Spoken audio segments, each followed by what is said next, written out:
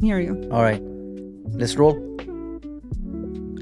All right, so I'm sure a lot of people here are probably guessing who this is and who I'm talking with and all that, but um, I think it's better if you introduce yourself. All right. Thank you. First off, thanks for inviting me here to LighterTalks. I'm very excited. And I guess to introduce myself, well, my name is Krishma Subedi. And right now I'm based in Nashville, Tennessee. And well, I was born in Lalitpur, Nepal. I guess that is one of the first identity of me, Of besides my course. name. There's that. And I came to the US for my undergrad. And it's been a year since I finished my undergrad. Right now, I work in corporate healthcare and tech. And besides that, I think, to your point, I think one of the reasons here we are is for Chori Beyond Borders. Yeah, I think that pretty much sums up my introduction. Okay. What about the recent achievement that you had? Miss Nepal, North America, of course, there is that too. So August 2nd, I like to say it's very funny, but like on Yeah. 2024, August 2nd, I graduated with my undergrad degree. And then this year in 2025, August 2nd, I became a first runner-up title. I got the title as first runner-up Miss Nepal, North America 2025. So yeah, there is that also to my title. Okay. So, and more about, I know that you mentioned Chori Beyond Borders. Let's talk more on it. So, where did this all started? What kicked it off? And where it is actually, what kicked it off probably was a good start, but where it is right now, that's where let's focus in there and let's see where you want to take it. Let's talk on it.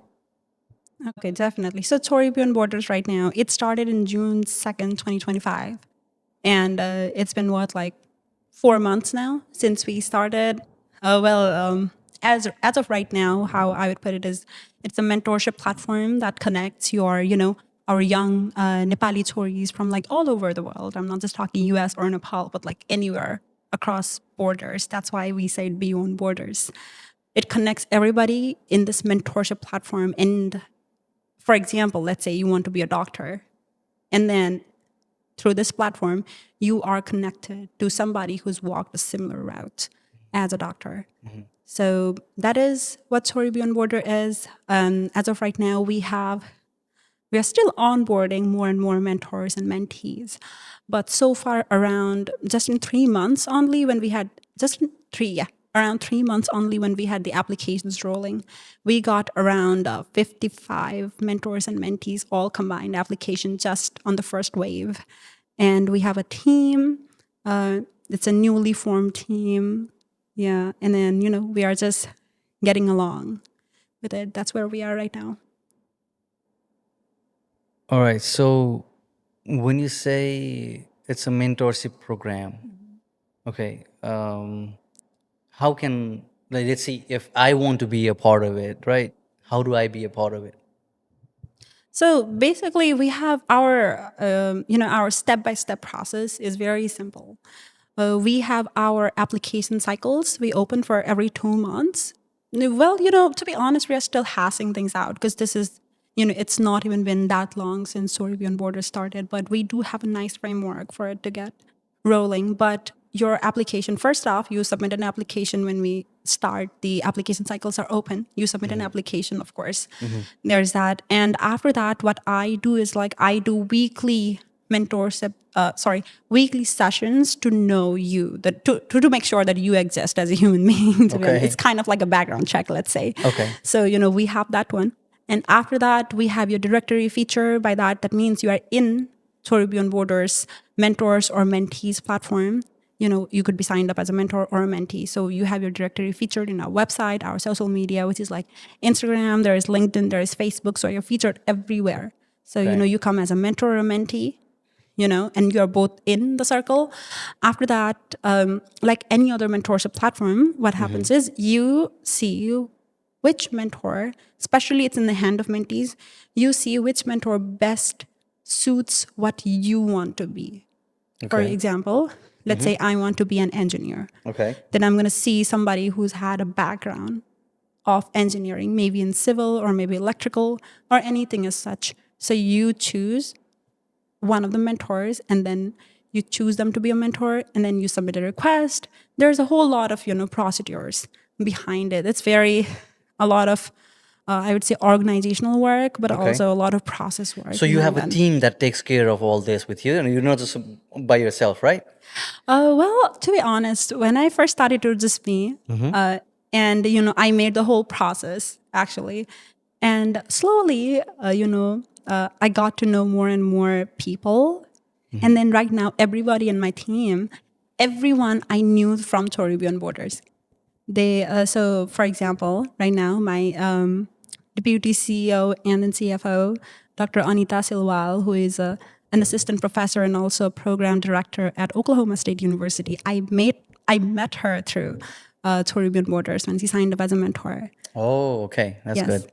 And then also great news. another, along the way, I met everybody along the way. Another one, Salina Rai, who works in Johns Hopkins University right now. Maryland. Yes, she is also. I met her. She reached out to be a part, and then Okay. she's also in there. And then another one is Dr. Sova Sapkota, who I also met through Chori Beyond Borders as a mentor. I guess the only anomaly right now would be Hara, who is my friend, and then she also is like a mentor. Okay. Sorry, who is also a part of Chori Beyond Borders right now as a team member. So everybody, at first it was just me and my laptop, but then later on I met everybody along the way. That's where all it starts, pretty much. Yeah. Your vision, that's where it all starts. So right now it's quite a team then, huh? So how many total? Like 5, 6? How many of you are together right now? Yes, we are 5. 5. Okay. Yes. Yeah, we are 5. But we also have another person who is Shraddha Chantakuri. She is here as just for the second cohort. She's going to be an associate and then helping us with the second cohort. So like I said, we're still hashing things out, positions and everything. It's also still building. We are trying to see where we can put, a new person in what aspect and for what purpose. Right. So just trying to grow, pretty much. That's what guys are trying to do right now. Yeah, honestly, when I just first started, right, I had not even thought like that many people would even sign up.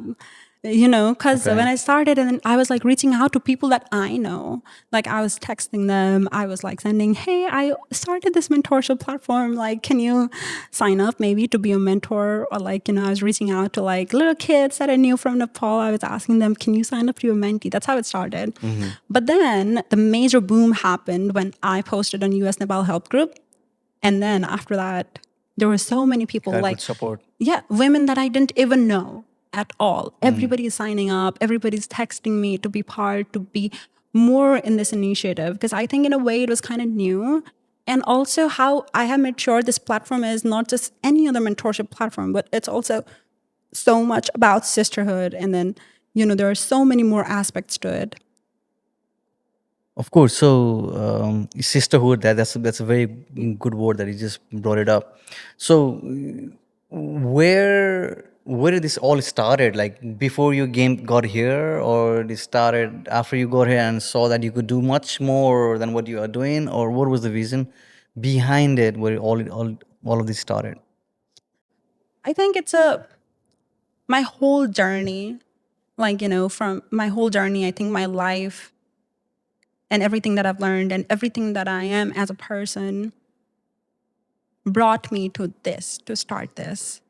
For example, to be more clear, I think I'm just being very rhetorical to say this, but for example, for Chori Beyond Borders specifically, is like, after I came here to do my undergrad, right? And then, this didn't start because like I had the most perfect journey, but because I feel like I had the most like imperfect journey. I was making so many mistakes left and right. And because of that, like, I had so much like struggle just to kind of like stay afloat in my whole like undergrad journey. And then most of the time I would just be like looking back and thinking, oh my God, had I not done this like 2 years ago, or maybe some times ago, if only somebody had told me, Krishma, don't do this. Like, maybe for a scholarship, for example, like, Krishma, do this and then you'd get better scholarship. I felt like, my life could have been much more simpler. I could have made this route so much easier. I always had that. And then I think like during my undergrad, all of it took a really big toll on me. I felt like I was not doing enough of how much I wanted to do and how much I thought I was capable of. And so many times we try to do everything on our own, right? But I think we have to be really humble with ourselves and realize that, having somebody guide you can be such a huge part in your life. Having someone Mentors, just mentor. mentors, Exactly. mentors are very, very important in your life. Yeah. I agree. Exactly. And, it's just not my thought, but I realized over time that it's a very collective thought that everyone can relate to. You can relate to it. I could relate to it. Everybody that I've talked to, a lot of people have been able to relate to it, especially like in our Nepali society. I feel like, right now, especially in the diaspora in the US also, it's something that's very important, but it was not addressed much. So it was about building a community. And I just realized something had to be done. And I knew like after graduating, like after I'd been in a slightly good position in my life, which meant like, I was a little away from, let's say, academic distress, just like, trying to do something. I would be in a stable enough position in my life. I was like, I want to do something, but then what would I do? Right. And then I think like just in the thought process, like I would be subconsciously thinking of things that I could do. And then it just clicked this one time. It just clicked. I was like, actually I could just make something out of my journey that everyone can relate to. And I think that is the whole idea behind how Chori Beyond Borders started. You came here so how, pretty much describe me how it was coming to the US during COVID and getting used to the post COVID and then now. I felt like I had come here to study and have so many experiences, but then it was just like me doing nothing. Of course, it's the COVID part. Also, everything was closed. Like I can't expect for myself to really grow when the whole world is shut down. But it really put me, I think, in a very dark position in life, especially because, when you come in a big country to do many things, then you have so much aspirations. Just coming to the country is not the goal, right? What you do and what you make out of it is the main purpose. So I think that put me in a really bad position. And a lot of time I would feel like I lost my spark. I felt like, oh, I lost my spark. And after COVID, I think like slowly as things started lifting up, and then I transferred college. And I finally felt like I was in college when I transferred college, I think, after that, because I was actually going in person.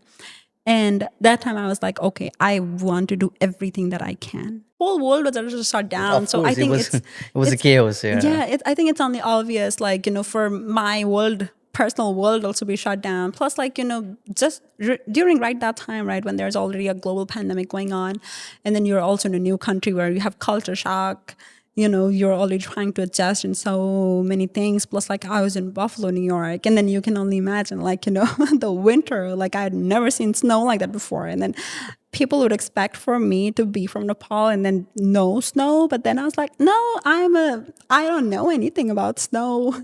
Seeds were already planted for Chori Beyond the Borders already by then, or not yet? No, like I said, not. I'm trying No. to connect the dots. When did it actually started from where you came into the US during the COVID? And I don't know if there was something that triggered you during the COVID or maybe post COVID that actually sparked the thing on you. The need to do something started only after I graduated. Because whole time for me, honestly, I feel like it was mostly about survival for me. Like the whole time, like, when you're in college, like already the COVID aspect is there. But then again, in college, it's also in struggle. Like, especially when you come as an international student too, there are countless struggles that we have to face. Untold, a lot of untold stories, I would say. And then I think like only after I graduated is when I realized like, okay, I'm trying to slowly gain my spark back, but also what do I do was the subconscious thought that I had in my head all the time. Often what would happen was like I would reflect on my journey. I would just think of like how far I've come so far, like in my whole journey. And I think the whole journey, thinking about it a lot and the reflection, thinking of the highs and the lows and all of that really brought me to start Chori Beyond Borders, because I realized it was not just my story. It is not just my story. It's like literally story of like so many Nepali women, Choris, like they could be anywhere.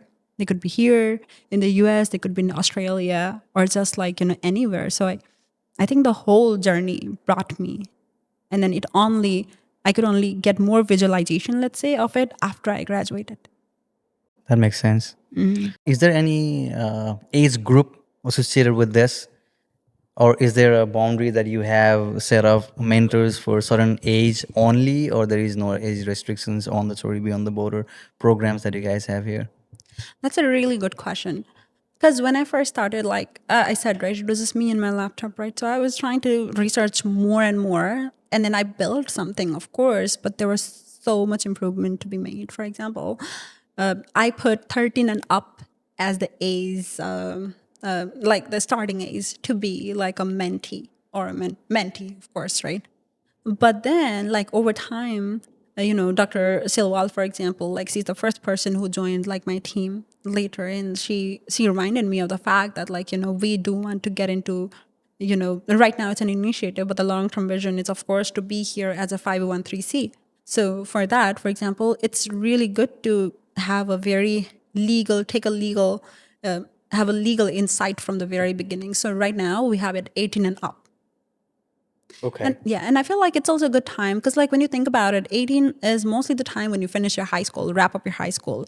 And that's usually the time when you think of like, you make decisions that's going to have like long-term impact in your life. So 18 and up. So 18. So you're talking about the mentors or the mentees who's getting this, education from here? Well, by 18, I meant like both. Because, like, when you think about it, you could be a mentee and a mentor any age of your life, right? Like, of course, I wouldn't expect like really young people to be mentors. But, like, for example, like we have somebody, her name is Ruchi. She's a undergraduate student right now at MIT, and she's like a mentor. Okay. She signed up to be both a mentee and a mentor because she could be a mentor for somebody who is interested to apply for really big colleges because that's the experience that she has from Nepal when she applied. So she could be a mentor for somebody who's just starting out college, who is trying to roll up applications, make applications. But at the same time, because like she is, I think right now, a junior or senior in college right now. So she could be a mentee for somebody who's already graduated college and then already has a career path. So Okay. yeah. That's interesting. Yeah. When you look at that perspective, because when I started, I know like a lot of people, they would ask me like, they would be like, can we be both? Even Yeah, like women. because that's like, it's usually mentor and mentee at the same time. That's pretty interesting that you can be both on the program. That's true. And then like often, like, like I said, like I would have sessions like every week. We have it right now. Also, we have it going. We took a little pause because of like everything that happened in September 8th and then like Dasai. So like we are still resuming like this second cohorts. We are going to resume. Sorry, I meant like we are going to resume our second cohort. So we'll have our sessions. And then I remember like in our first cohort sessions, like people would be like, there would be like 5 or 6 people, and then I would be having the session, and I would tell them like, this is the space, this is what Chori Beyond Borders is, this is going to be your role, and then there would be like women of like so many different age groups, and then so many different backgrounds, right? And then so many people would just. Some of the women would be looking at like other women who have all signed up as mentor and feel like, I could learn so much from her.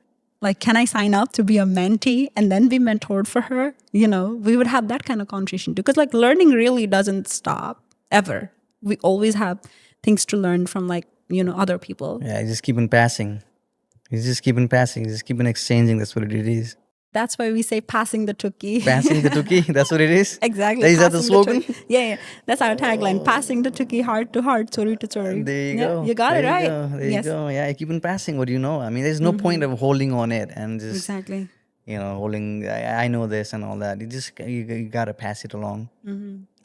I heard it somewhere. Maybe the little birdie, told me or whatever. But this was something I heard that you hold your mic when you were 13 years old. What were you doing such a young age holding a mic?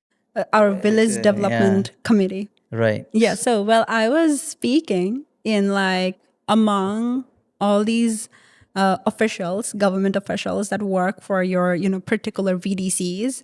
And I was telling them that we want to stop child marriage. That was the whole point of the organization. It was like fighting against child abuse, child marriage, and also like labor laws.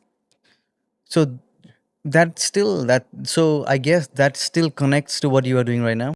Yeah, in a way you could put it, because like at that time, of course, I was fighting for like overall children, because like, when you say of children, it's not just girl children, it's also, it's also boy children. And then of course, to your point, like, not settling in, which basically means, I think, like, for example, in Nepal, like 1 in 3 girls get married before the age of 18.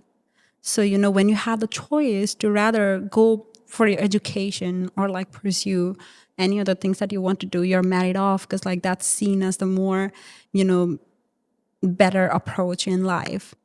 So, in a way, I guess, like in Chori Beyond Borders is more about education. Education, not just education, sorry.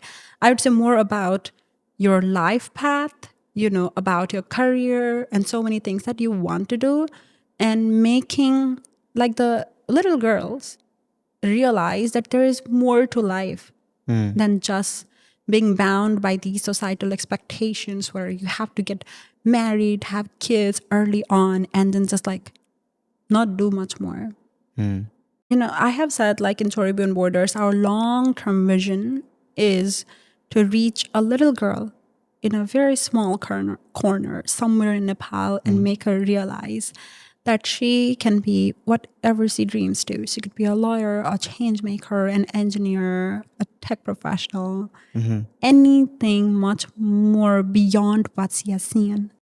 It's a very long-term approach, Yeah. if you think about it. And then, to reach somewhere there like that, like you need to have very, very grassroots level impact, of course. Of course, we're just starting. So there is such a long way to go. But, that's not an impossible thing to achieve for sure. Of course, the vision is what it matters. Where you Exactly. start and when you start is a different thing. So the vision is clear. Like, as long as your your vision is clear that this is what you want to do, it's just a matter of time when you will do it. That's what I feel like.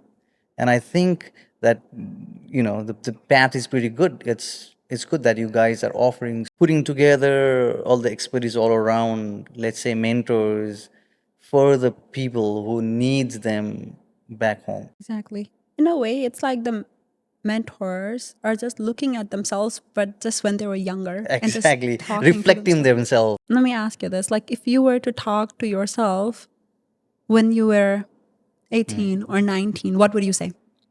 Only if I could think that if I could have gotten a better mentor when I was maybe 10 years younger, maybe I would be so much far beyond than where I am right now. So having a mentor is very, very important. That's what I meant. Yourself. What Just I like mean. a general life advice, something that you have learned over time. Like, because like I said before, right? Usually 18, 19 is also sometimes very crucial point in our life. Yeah. We are, especially in context of Nepal, that's when like a lot of people are like, going for their undergrad, bachelors, or like going out of country, Yeah. more major life decisions, I think, in a way happens that time. So like, what would you say now that you feel like, you've lived a life? What would you tell, like a generic, very generic life advice? Yeah, I would just say that just be patient and just have some faith on yourself. Just be patient. Things will fall in their own places. You can't rush. I feel like around 18, 19, people usually have a thought of what they want to do in their life, right?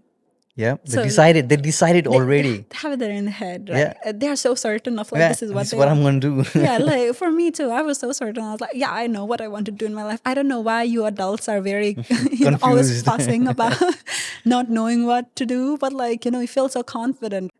That's the time to explore. On that age, 17, 18, 19. That's someone who's already decided on that age that I'm gonna do this. It's maybe putting it too much pressure on yourself. Just like the movie it says, right? Three Idiots. That's the example right there. Don't do that. Don't Put too decide it. much pressure. Like I said earlier, the expectations would be different at that age. Your experience, what you gather through your life, by the time when you get to your 30s, 40s, whatever, it might just be too late to realize that, hey, I could have done this, I could have done that. So just don't pressurize yourself. That's what I would like to say. To your question earlier. 18 is what? You are 10. What is it? You just finished your High school. high school. Yeah. Too old, right? You finish your high school, and then you look for your college. Get to your college, and there is a sector where people are undecided. What's your major? It's undecided. Yeah, yeah, I've seen that. Yeah. Why is it there? Because it's undecided. Some people take advantage of it. That's a different story. Yeah. But it's undecided because people are undecided. They don't. Exactly. I think that's a good thing. I that's when I started my school, college. That's where I started with. I was undecided, and then later on I figured out, okay, this is probably I should do. I didn't put that pressure on myself already to be this Yeah. already as an age of 19. You know. Yeah. So, like exactly like how you said, our mentors also have exactly somehow similar perspective. Because, like, when you are even like, let's say, there is a student who decides that he wants to be a doctor or she wants to be a doctor, right? And then after that, there is gonna be so much challenge, like mental pressure, like you said, like if God forbid, like they fail an exam or something too, they're gonna have so much pressures on themselves. And then during those times, I think like who do you talk to? Like if only there was somebody who's already walked that path and could tell you like it's okay. If you feel like you failed one class, it's okay. There are so many other routes that you can take. It's so much. Of course, there's the And that's the mentor you're talking yeah, about. exactly. That's why I said sisterhood. That's why I said it's not just any other mentorship platform. It's not very rigid. It's not something that's only going to talk about your resume building skills.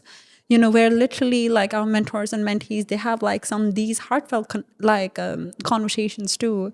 Just think about it. Like right now, for example, I have I came here when I was young, and then I came here, did my undergrad, and then now if I meet somebody who's just come here for undergrad, I could have such a good conversation with her, and I could feel what she's talking because I have had the similar journey. So even if she has lows in her journey right now, I could tell her that it's all going to be okay. Yeah. Yeah. I can give her a different perspective. You've been there. You've already been there. You've already Exactly. gone through the process. So you can of course share.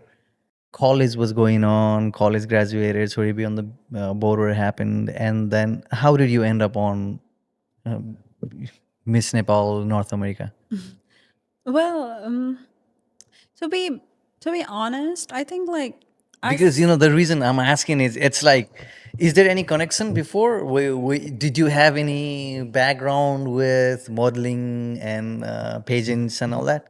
yes, If we haven't touched on that yet, why don't you touch on it? yeah, I have had pageant experiences before in Nepal.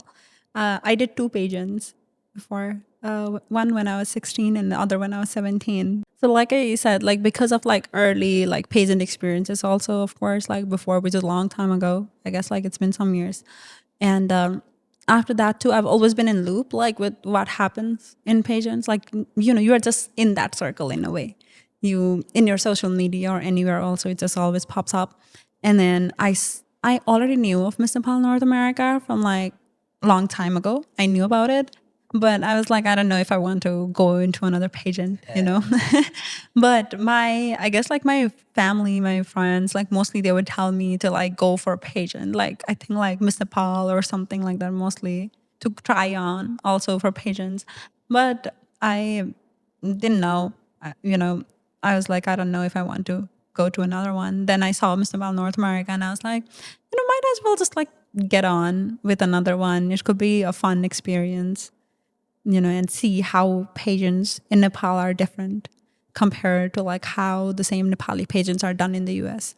And also, I think in another way, how I also saw it was like it could also be a good opportunity to see what young Nepali women are doing in the US. Also to learn about the Nepali women diaspora in the US. So that's how I ended up. That's good, and I think what I really like about this pageant is it brings all you guys, especially most of the participants are students, right? A lot of them. Yeah. Yes, I think So like, yeah. students coming in from their regular life, school and all that, getting a break Yeah. and getting a time to spend all together out of I don't know how many participants you guys are in beautiful city like New York, staying there. I think that's another good thing that this program has brought up to these Nepali students as well. That's what I personally feel like. Let aside the winners and all that, right? But the Hmm. platform itself, I think it's a good break for students. It's like summer break. This is a good break. Yeah. That's how I saw it, to be honest. When I participated, of course, like I'd be lying if I said I didn't want to win. Like I guess everybody wants to win when it's a competition. But at the same time, I also wanted to treat it as a vacation. That's what I would tell everybody. Of Like, course. just imagine you're with a bunch of girls and just like having fun. And I think I did that also. We can't miss out the amazing organizers like Shrestha and then Namlo Namlo Namlo events events. Bikrant as an amazing photographer and his team doing amazing jobs. Yes. So I'm sure it was a great experience for you as well. Yeah, it was a great experience. And then, as much as you said, like treating it as a vacation, I know I kind of had that aspect. I had the similar mindset as you, but I also know a lot of the girls did take a lot of, what do you say? How do you put it in a, like pressure also. That's the nature of competition, to be honest. It brings out that side. That happens in any Yes. any any competition, regardless. Like I give my 100% whenever I'm on the field. I'm playing anything. Yeah. It doesn't matter if it's a weekend game, but I'm like I'm playing there as if there is no tomorrow. Yeah, thanks for these guys, man. I mean, Soilista, these guys have been doing amazing with this platform, giving Yeah. opportunities for you guys. Especially right now, it's so much about there's representation aspect you've seen in beauty pageant. It's a competition, of course, but there's also much more about purpose. What purpose do you bring to this beauty pageant? There were so many girls in our pageant too, and then some were, for example, doctors talking about reproductive health for like South Asian women in the US. Some were liars, some working in tech, trying to bring awareness about digital literacy. There was that, some bringing their own story of, let's say, being raised in Hong Kong and in being a Nepali raised in Hong Kong, that kind of story. So everybody was bringing a purpose also, not just seeing it as a competition where you are just modeling or just taking pictures. There is much more to that. And all of those stories came together in that. For example, this is one of the impact of uh, the pageant, right? We are talking today. I got to know more about you, your vision, and then we are talking about it today. Similarly, that's what I was trying to ask you. Have you been approached by people around and all that? Yeah, actually, of course, some people saw it. Some people saw like, cause like the videos were circulating, about introduction and everything. So like, there is one sister, and then Ashia, and then she reached out to me on LinkedIn because she saw my video Yeah. on Instagram, of like Miss Nepal North America. So of course, like it's been, people have like known me after they saw me talk about it, and of course, like there are so many people who have applied. So I'm not sure like if they came to know about it from Miss Nepal North America or not, but the support's been good. The judges, of course, they can't talk to you. Of course not. They Yeah, yeah, can't yeah. But sounds have like what that. what you've been saying is sounds like you've been Got getting some good reach. support. Yeah, the reach, of Yeah, course. And I'm glad that you're finding it helpful that people are reaching out to you. yeah, You're supporting, you're building a community again. exactly. Yeah, Reaching out to people out there. yeah, yeah.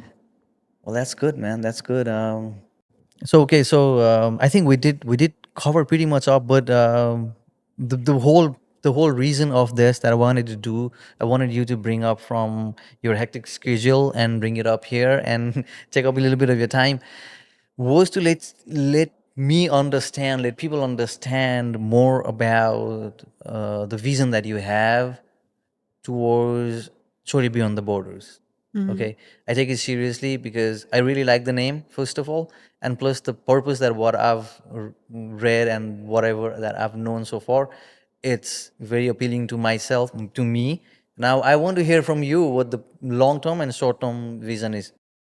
So long-term vision, like I did specify, is of course to reach a little girl in a corner of Nepal. Like, I want to make sure that whatever we do with this has a very grassroots level long-term impact.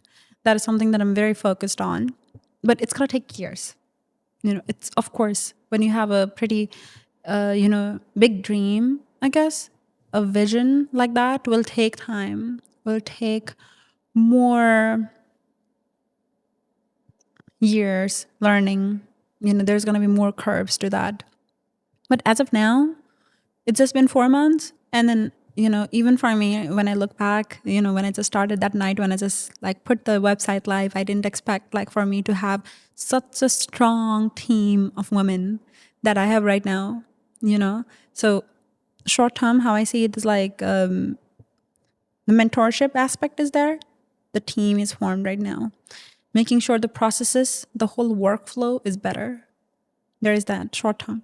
And then a little more than that, a little more, let's say a year plan is like to get it into 501c. There's that vision also when I tell people. So just to clarify, 501c is the non-profit side Yes. of it. Okay. Yeah. So that is the vision that we have right now to make sure that the initiative takes a better organizational form. And that is very important. Right now, of course, it's an initiative only, the baby steps. And after that, Chori Beyond Border for me, right now, I started as a mentorship platform, right? But it's not just a mentorship platform. There's going to be more branches. There are things that we are working on as a team. It's a little confidential. we'll, we will of course like share more as we go. The vision is not to have it just as a mentorship platform. Mentorship, slowly, we want to keep it as one aspect, but there's also going to be more branches to it. But it's going to take time. It's going to need like a whole village for it. What what does people listening to this podcast can do to support Sorry Beyond the Border? Just talk to your, the women that you know around you. Just tell them, just ask them, like, did you ever have a mentor when you were growing up? Maybe start with a conversation that way, when they were maybe 18 or 19. Or just like if you know someone who's like 18 or 19, just young girl, then maybe ask them what they want to do. Just bring that conversation into your space. I think that's something that I would tell like all the viewers. Okay. And, and then if you know of this platform now by this time, then, maybe share with them, give the word out. You never know who might need it. And you never know who could be, kind of in a situation in life where they want to get more guidance. Everybody needs, but like some people may need it more than others. So just have that conversation. Of course, definitely. That's a very good point. So after they have the conversation, and if someone is interested to join, they do go to the website and go from there, or what's the plan there? Yes, we have our www.choribeyondborders.com. Okay. Yeah, or you can just find like, right now, like also on Instagram, on social media, also just Chori Beyond Borders. Okay. Yeah, the applications are open, but we will of course close it in end of this October. If you have any questions, you can always reach out in any way that's easier for you. Okay. Awesome. Instagram, email, anything. We pretty much covered everything about you, Yeah. about Sorry Beyond the Borders, about your achievements. I really don't have anything else left for you at the very moment. You have anything that you want to say out to the viewers, to the listeners right now, and let's call it off. Well, I guess firstly, thank you to you. It's been a great conversation, and I'm really happy that I got to talk about Chori Beyond Borders, and also guess a little bit like a little tidbit here and there about my life, my journey, and then I guess to viewers. I don't know. I guess I would just say, I'm just an ordinary girl with like, some like dreams, trying to do things. So I'm just happy that I'm here able to talk about it, trying to just like do something. On that note, this was a very good episode. This was very informative. This was very good.